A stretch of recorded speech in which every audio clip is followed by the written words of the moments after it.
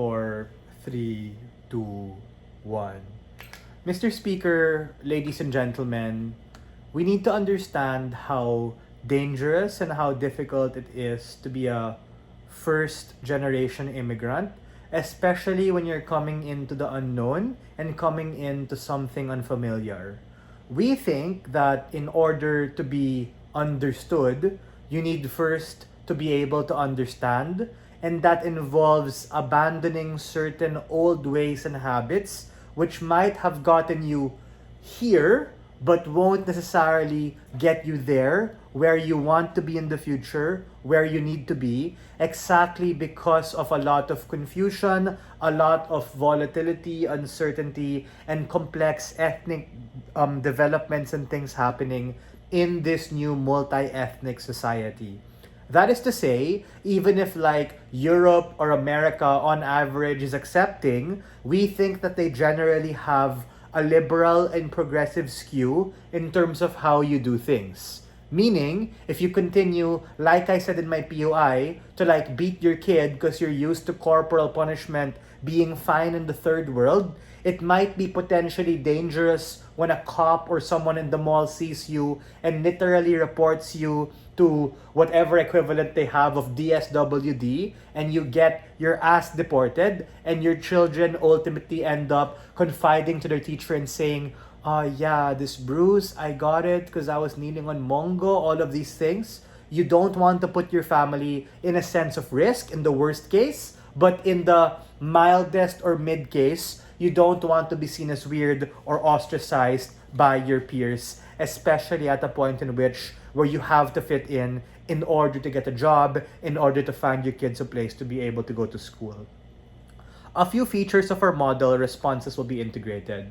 The first is, this is a value judgment debate about what these particular first-gen parents should do, especially amidst a lot of uncertainty. The anchor point of how you should act is exactly hinged on the unknown, and we think that having a false sense of security and confidence when you deal with what Andy mentioned, which was familiarity, is exactly what can set up your demise, because what worked in your home country, like the idea of democracy, for instance, or the idea of how people won't make oshoso and get in your way, might be particularly difficult when you enter Europe or America. People tend to actually put their hands in your business and like report you for particular things.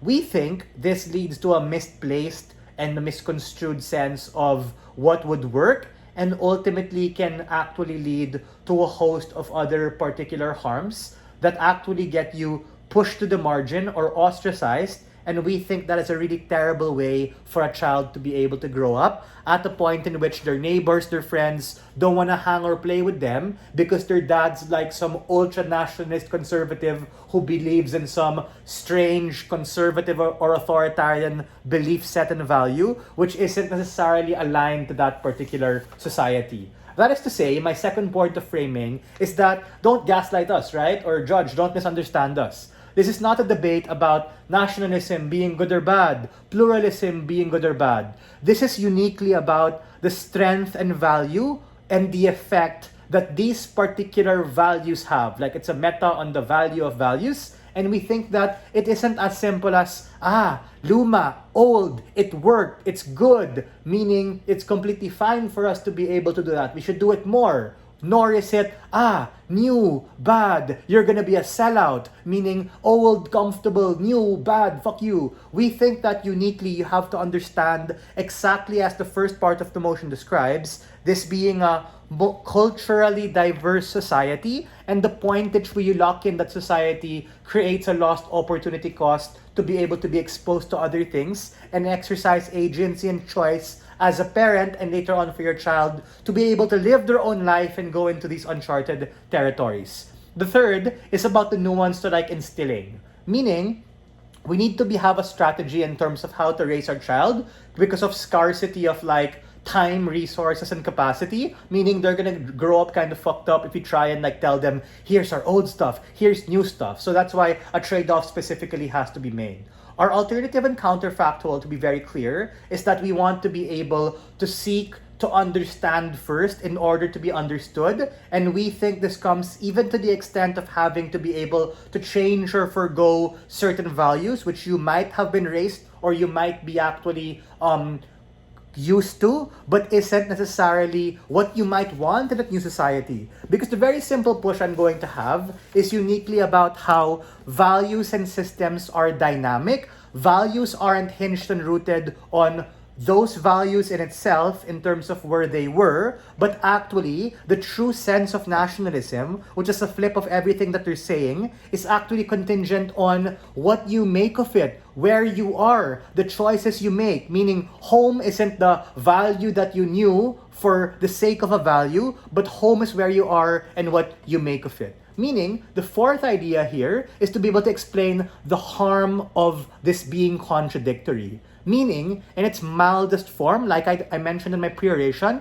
people can kind of find you strange and weird. They won't invite you to lunches. They won't lend you their lawnmower during the summer. They won't help you shovel your snow because you deem you're portrayed as someone who is going against the grain, someone who becomes a minority within minorities, because you have to understand that these things are so culturally diverse. But they might say, Joseph, they're culturally diverse, so they're gonna accept you, right? That's not necessarily true, because the way in which these people perceive particular Asian or conservative values is that you eventually become seen as someone who's going against the grain, and the harm is that you can ultimately be able to skew the parent-child relationship in terms of how they end up being set up for failure. B, the way child sees the parent in terms of, oh my God, you taught me something bad, you're nakikialam to my life. And C, most importantly, the idea of how the child is brought up in a way that is actually exclusionary.